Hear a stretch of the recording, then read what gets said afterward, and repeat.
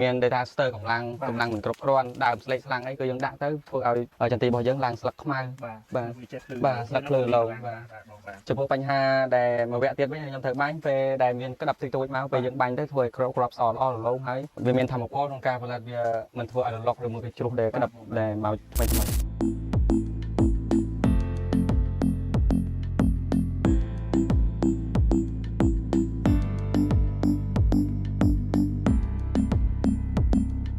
វាសួរបងបាទវាសួរសប្បាយបងបាទអត់អីសប្បាយអាចជួយរៀបរាប់ឈ្មោះបងបន្តិចបានទេបងបាទខ្ញុំធ្វើដំណាំចន្ទីនេះទេបងឈ្មោះអីដែរបងខ្ញុំឈ្មោះមួនយ៉ាំបងមួនយ៉ាំហើយនៅតំបន់នេះគេហៅភូមិឃុំស្រុកខេត្តណាដែរបងតំបន់នេះគេហៅភូមិស្រុកណីឃុំសាឡាវស័យស្រុកកសៅឡាំងខេត្តកំពង់ធំបាទបងបាទហើយបងប្រើប្រាស់នៅជីសរីរាង្គ UPL Nano ទៅលើដំណាំចន្ទីនេះតើផ្ទៃដីរបស់បងប្រហែលជាប្រមាណហិកតាដែរបងបាទខ្ញុំប្រើជី Nano របស់ក្រុមហ៊ុន Nano នេះខ្ញុំប្រើក្នុងផ្ទៃដី12ហិកតា12ហិកតាឯងបង12ហិកតាជើងបងប្រើនេះរយៈពេលប្រហែលឆ្នាំហើយបងអានេះខ្ញុំប្រើតាំងពីខ្ញុំប្រើមករយៈពេល3ទៅ4ឆ្នាំហើយដែលខ្ញុំ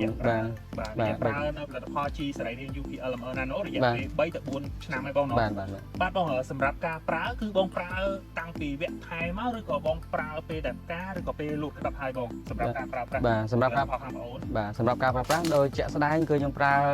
នៅពេលដែលចន្ទីយើងមាន data center កម្លាំងមិនគ្រប់គ្រាន់ដើមស្លេកស្លាំងអីគឺយើងដាក់ទៅធ្វើឲ្យចន្ទីរបស់យើងឡើងស្លឹកខ្មៅបាទស្លឹកភ្លឺឡូងបាទចំពោះបញ្ហាដែលមួយវគ្គទៀតវិញខ្ញុំត្រូវបាញ់ពេលដែលមានក្តាប់តិចតួចមកពេលយើងបាញ់ទៅធ្វើឲ្យគ្រាប់ស្អល្អរលោងហើយវាមានធម្មពលក្នុងការផលិតវាមិនធ្វើឲ្យរលកឬមួយវាជ្រុះដែលក្តាប់ដែលមកថ្មីសុំសួរបងតិចទៀតតើបើសិនជាអាកាសធាតុយើងដែលក្តៅខ្លាំងឬក៏ចុះត្រជាក់តើបងយល់ឃើញយ៉ាងម៉េចដែរសម្រាប់ការប្រើប្រាស់ផលិតផលខាងប្អូនណាបងចំពោះការប្រើជី Nano នេះមិនថាគ្រប់ស្ថានភាពមិនថាក្តៅខ្លាំងឬត្រជាក់ខ្លាំងទេអានេះគឺពេលយើងប្រើទៅគឺដើម្បីផ្ដោតទៅលើធម្មពលរបស់ដើមផ្លែផ្កាស្លឹកយ៉ាងឯងបាទពេលយើងប្រើទៅគឺវាមិនប៉ះពាល់ដល់ការរលកក្តាប់ឬមួយក៏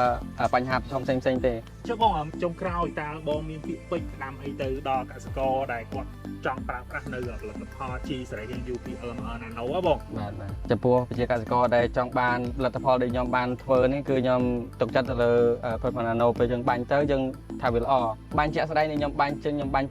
4ឆ្នាំខ្ញុំបានជម្រាបពីដើមថាបាញ់ទៅគឺខ្ញុំទុកចិត្តលើ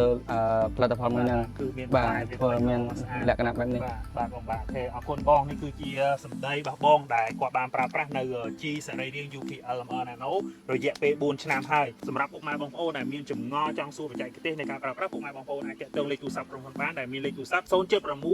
6 3ដងខ្ញុំបានបុតវាសនានិងបងប្រុសសូមអរគុណនិងសូមជម្រាបលាបាទជម្រាបលា